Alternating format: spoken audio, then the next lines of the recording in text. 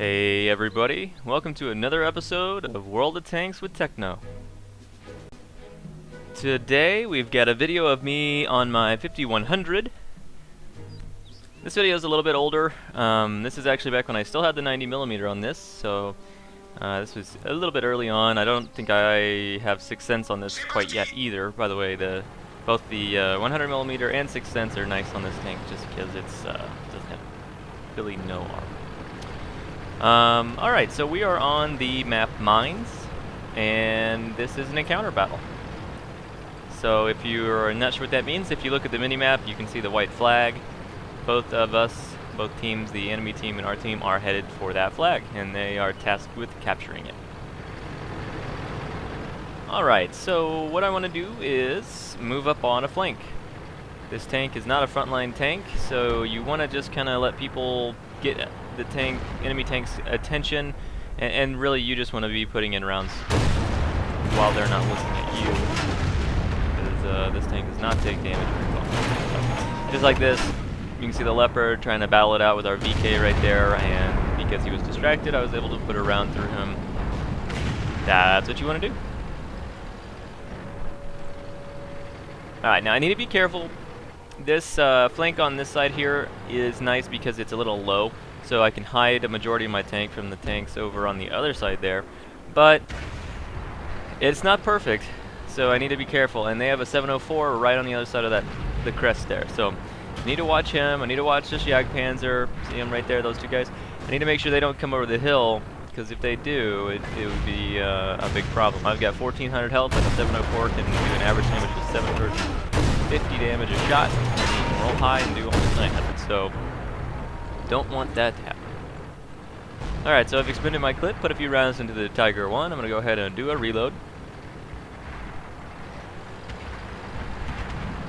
This center area here going up toward this hill is getting a little heavy for this kind of tank. Got an IS, got Tiger 1, 704, Jagdpanzer, and there's also an AMX 1390 up on the hill that's putting in flanking shots. So we're not in a good situation right now. Alright, the IS just destroyed our Leopard that was next to us there. Not a good thing. Ooh, the 704 is coming over the hill. He's trying to get some shots at us. We do not want to get hit by that. Alright, so I'm going to pull back behind the rock and let him forget that I'm over here. And you know what? This is dumb. Never be afraid to retreat, guys. Especially in a tank like this, the 5100. You know, it's not a frontline tank. I don't have armor, and brawling it out with 5 enemy heavies, well, 3 enemy heavies and 2 very powerful tank destroyers is just not the right way to play the tank. You want to be flanking. You want to use its mobility, its ability to just kind of show up, pump in a lot of damage, and then vanish again. That's how you want to play this tank. So what I do is I finally quit being a noob on the hill there, and I flank around the side. And the problem is it may be a little too late. As you can see, if you look at the mini-map, everyone that was in the center area has now died. That would have definitely included us if we'd stayed there, and that's something to be, just be mindful of. You don't necessarily always have to be a martyr in these games. Don't just be somewhere shooting at an enemy that you're not going to pin, and then, trading shots with somebody just because you feel like you have to. Sometimes you're much better used going to a different flank and just repositioning. It's not cowardly, it's tactics.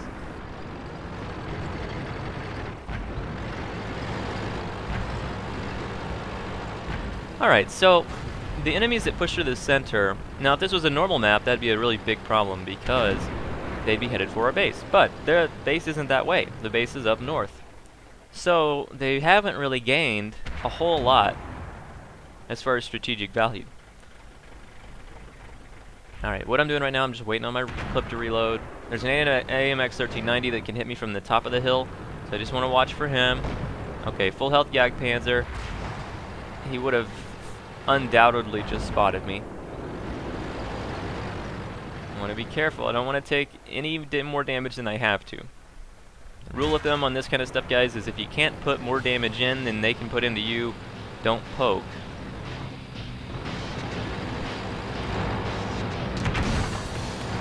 It's especially true when you're fighting tank destroyers on corners,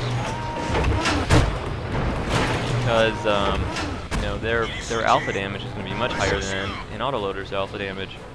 An autoloader is meant to be putting consistent burst fire in and then relocating. Okay, so we killed a Yak Panzer. What I was just doing there, guys, is I was thinking about, okay, I think the 704 was still on the hill, but it's not. We just spotted him in town. So, what that tells me is the 704 and the Tiger that had went through the center have then came around the hill to the south along the G line and are now pushing up toward the base. So, that means there's no one up here. So I'm going to go ahead and, while I'm reloading, I'm going to go ahead and take the hill. For an autoloader, the hill is a very good location, and it allows us a lot of flexibility because by moving a very small amount, we can aim at pretty much any area of the map. The only thing I have to really worry about is 1390. He has not been spotted since he came up the hill earlier and took a shot at us while we were killing the Yak Panzer.